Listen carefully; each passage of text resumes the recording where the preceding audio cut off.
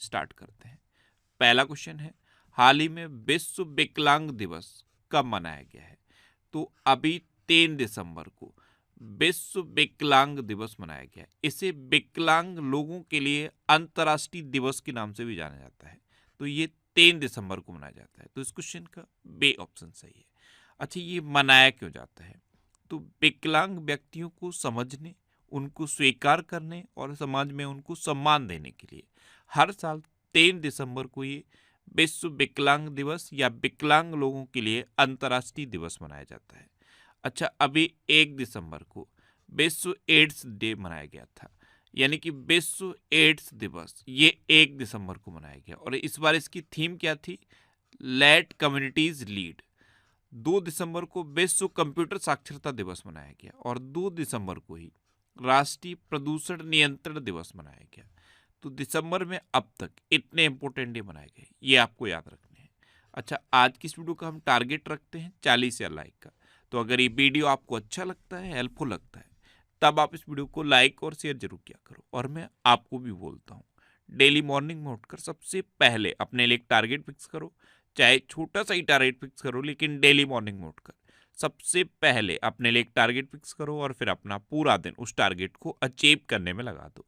आपकी life automatically अच्छी हो जाएगी। नेक्स्ट क्वेश्चन है, हाल ही में प्रधानमंत्री मोदी ने कहा लीड IT 2.0 लॉन्च किया है? तो प्रधानमंत्री नरेंद्र मोदी अभी COP28 में पार्टिसिपेट करने के लिए दुबई गए और यहीं पे प्रधानमंत्री मोदी ने जलवायु परिवर्तन की समस्या से निपटने के लिए सामूहिक भागीदारी पर जोर दिया और इसके लिए ग्रीन क्रेडिट के वेब पोर्टल LED IT 2.0 को लॉन्च किया। तो इस क्वेश्चन का सी ऑप्शन सही है। LED IT भी इसे बोला जा रहा है या फिर लीड IT भी इसे बोला जा रहा है। तो प्रधानमंत्री मोदी ने ग्रीन क्रेडिट के वेब पोर्टल लीड IT को लॉन्च किया है। ये लीड IT 2.0 है। नेक्स्ट क्वेश्चन है, हाल ही में भारत सरकार ने किस देश से 75 भारतीय सैनिकों को वापस बुलाने का फैसला किया? तो अभी पिछले क्वेश्चन में मैंने आपको बताया कि प्रधानमंत्री मोदी अभी दुबई गए और यहाँ पे इन्होंने COP28 में पार्टिसिपेट किया और यहीं पे प्रधानमंत्री मोदी ने मालदीव के जो नए राष्ट्रपति बने हैं मोहम्मद मोइज्जू, उनके साथ मुलाकात की और ये डिसीजन हुआ है कि मालदीव से 75 भारतीय सैनिकों को वापस बुलाया जाएगा। तो इस क्वेश्चन का बे ऑप्शन सही है। अब ये 75 भारतीय सैनिकों को वापस बुलाने का मैटर क्या है? एक्चुअल में 2010 से लेकर 2013 तक इंडिया ने मालदीव को 2 हेलीकॉप्टर दिए थे। उसके बाद 2020 में इंडिया ने मालदीव को 1 विमान दिया था और फिर 2021 में 75 भारतीय सैनिकों को इन हेलीकॉप्टर और विमान के रखरखाव और इनकी ट्रेनिंग के लिए मालदीव भेजा था। तो ये 75 भारतीय सैनिक वहां पे तैनात हैं और जो अभी मालदीव में राष्ट्रपति का चुनाव हुआ है वो इस मुद्दे पर सबसे ज्यादा हाईलाइटेड रहा है। एक्चुअल में जो नए राष्ट्रपति बने हैं मोहम्मद मोइज्जू, ये चाइना की तरफ इंक्लाइंड है। इनके चुनाव में चाइना ने इनको सपोर्ट किया है और इन्होंने ये जो पूरा चुनाव है ये इंडिया के अगेंस्ट जाके लड़ा है, यानी कि इनकी जो पॉलिसी है वो इंडिया के अगेंस्ट है। तो इन्होंने पूरे चुनाव में ये मुद्दा उठाया कि भारतीय सैनिक मालदीव में क्यों तैनात हैं, यानी कि भारत मालदीव में क्यों इंटरफियर कर रहा है, इनको वापस भेजा जाए। सिर्फ यही इनका मुद्दा था और चाइना इनको सपोर्ट कर रहा था। तो अब ये राष्ट्रपति बन गए हैं, तब इन्होंने ये डिसीजन लिया है कि इन 75 सैनिकों को वापस इंडिया भेजा जाएगा। इसके लिए इंडिया ने भी डिसीजन फाइनल कर दिया है कि इन 75 सैनिकों को वापस इंडिया बुलाया जाएगा। तो आई होप ये मैटर आपको समझ में आया होगा। अब मालदीव तो ये, और जब ये हेलीकॉप्टर भेजे गए थे उस टाइम प्रेसिडेंट कौन थे? इब्राहिम मोहम्मद सोले। कौन थे? इब्राहिम मोहम्मद सोले। अभी प्रेजेंट टाइम पे कौन है? मोहम्मद मोइज्जू। अच्छा, अभी रिलायंस जियो ने मालदीव को high speed optical fibre cable से जोड़ने से संबंधित कार्य पूरा किया है। एशिया सर्फिंग चैंपियनशिप का आयोजन मालदीव में किया गया। कोलंबो सुरक्षा कॉन्क्लेव की 7वीं डिप्टी NSA बैठक मालदीव में आयोजित हुई और भारत और मालदीव के राष्ट्रीय रक्षा बलों के बीच संयुक्त सैन्य अभ्यास एक्वरिन का 12वां संस्करण उत्तराखंड के चौबटिया में हुआ है। एक्स एक्वरिन, एक्सरसाइज एक्वरिन, इसका 12वां संस्करण अभी उत्तराखंड के चौबटिया में हुआ है। नेक्स्ट क्वेश्चन है, हाल ही में डिजिटल जागरूकता के लिए किस राज्य सरकार ने मेटा के साथ समझौता किया है? तो अभी कर्नाटक सरकार ने डिजिटल जागरूकता और सतर्कता बढ़ाने के लिए मेटा के साथ समझौता किया। तो इस क्वेश्चन का सी ऑप्शन सही है। अब कर्नाटक तो अच्छा, अभी नम्मा कंबाला प्रतियोगिता का आयोजन बेंगलुरु में किया गया। महिला नेतृत्व वाले स्टार्टअप की संख्या में बेंगलुरु टॉप पर रहा।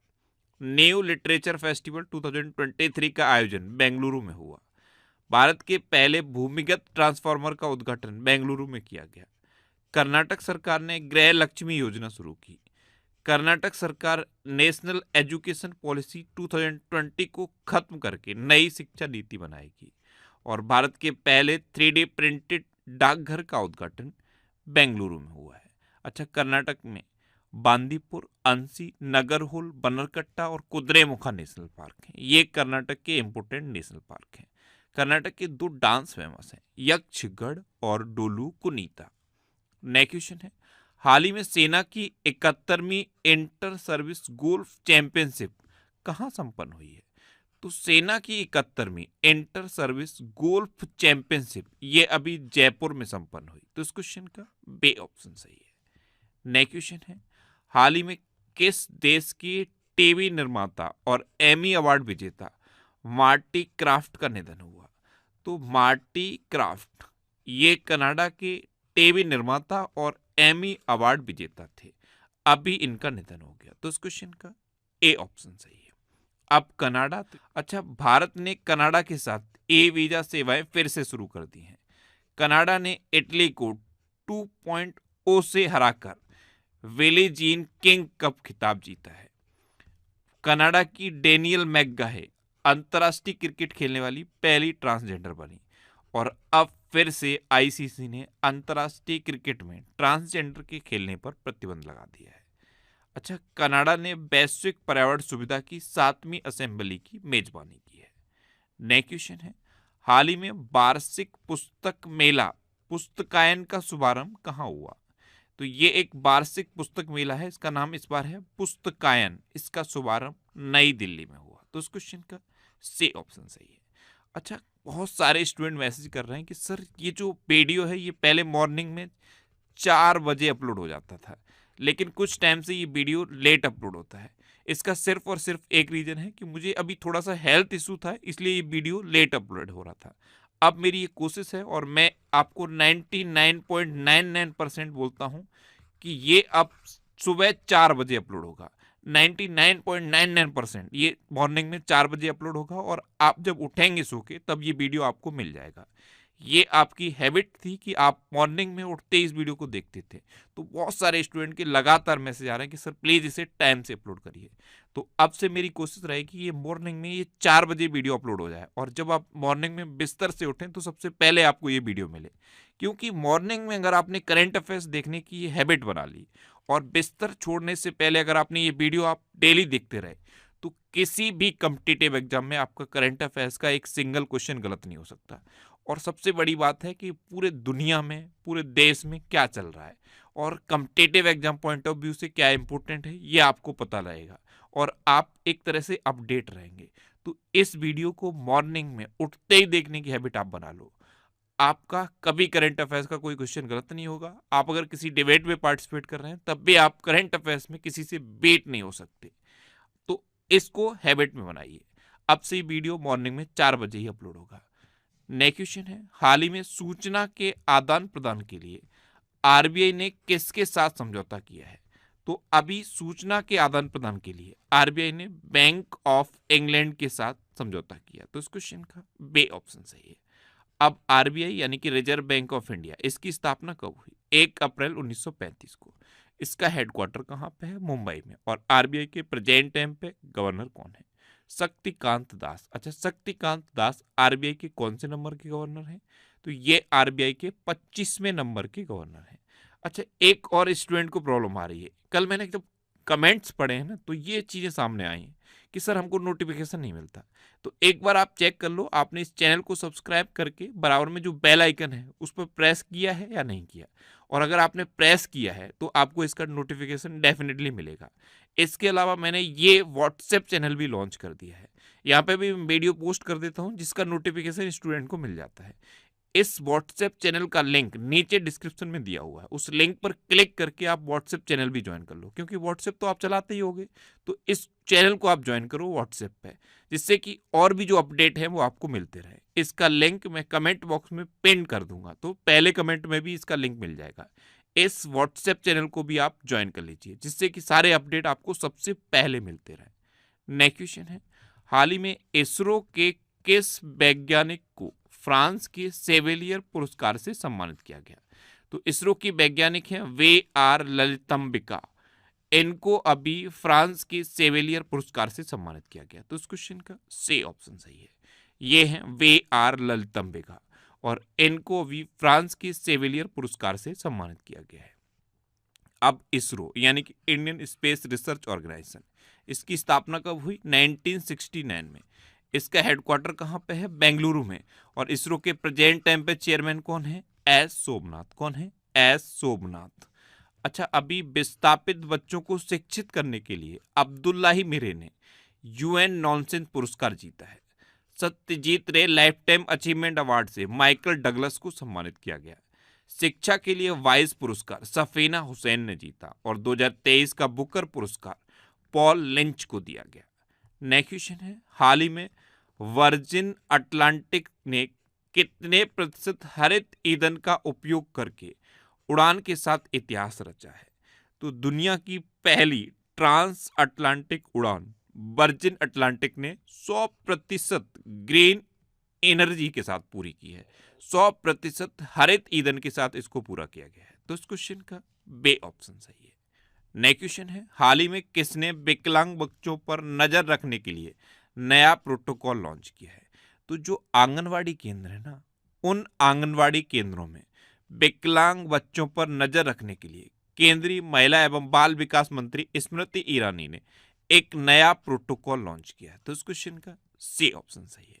इस प्रोटोकॉल में क्या है? आंगनवाड़ी केंद्रों में 6 साल की उम्र तक के विकलांग बच्चों की पूरी साइकिल को ट्रैक किया जाएगा, उनकी दिनचर्या को ट्रैक किया जाएगा, उनके लिए क्या जरूरी है, उनके लिए क्या पोषण जरूरी है, क्या एक्सरसाइज जरूरी है, ये का पूरा एक प्रोटोकॉल डेवलप किया गया है। तो विकलांग बच्चों पर नजर रखने के लिए एक प्रोटोकॉल केंद्रीय मंत्री स्मृति ईरानी ने लॉन्च किया है। नेक्स्ट क्वेश्चन है, हाल ही में सुप्रीम कोर्ट में न्यायाधीश के रूप में सेवा देने वाली पहली महिला का निधन हुआ है, उनका नाम क्या है? तो सुप्रीम कोर्ट में न्यायाधीश के रूप में सेवा देने वाली पहली महिला थी सैंड्रा डे ओकॉनर, इनका अभी निधन हो गया है। तो इस क्वेश्चन का बे ऑप्शन सही है, ये थी Sandra day O'Connor. Next question है, हाल ही में किस राज्य के मुख्यमंत्री ने the hump world war second संग्रहालय का उद्घाटन किया? तो अभी अरुणाचल प्रदेश के चीफ मिनिस्टर पेमा खांडू ने the hump world war second संग्रहालय का उद्घाटन किया। तो इस क्वेश्चन का सी ऑप्शन सही है। अब अरुणाचल प्रदेश, तो ये अभी अरुणाचल प्रदेश के मंत्रिमंडल ने विशेष बाघ सुरक्षा बल को मंजूरी दी। अरुणाचल प्रदेश के खामती चावल को जीआई टैग मिला है। अरुणाचल प्रदेश में दुनिया की सबसे लंबी बायलेन सुरंग सेला सुरंग पूरी होने के करीब है और भारतीय सेना और बीआरओ ने अरुणाचल प्रदेश में अंजो जिले में बैली ब्रिज का उद्घाटन किया। नेक्स्ट क्वेश्चन है, हाल ही में किसे लाइफ टाइम अचीवमेंट अवार्ड से सम्मानित किया गया? तो अभी राजेश उन्नी को लाइफ टाइम अचीवमेंट अवार्ड से सम्मानित किया गया। तो इस क्वेश्चन का बे ऑप्शन सही है, ये है राजेश उन्नी और इन्हीं को लाइफ टाइम अचीवमेंट अवार्ड से सम्मानित किया गया है। नेक्स्ट क्वेश्चन है, हाल ही में ओईसीडी ने वित्त वर्ष 2024 में भारत की जीडीपी वृद्धि दर कितने प्रतिशत रहने का अनुमान लगाया? तो ओईसीडी में फाइनेंस ईयर 2024 में भारत की जीडीपी वृद्धि दर 6.3% रहने का अनुमान लगाया। तो उस क्वेश्चन का सी ऑप्शन सही है। अब ओईसीडी, इसकी फुल फॉर्म क्या होती है? Organisation for economic cooperation and development, इसकी फुल फॉर्म आप याद रखिए।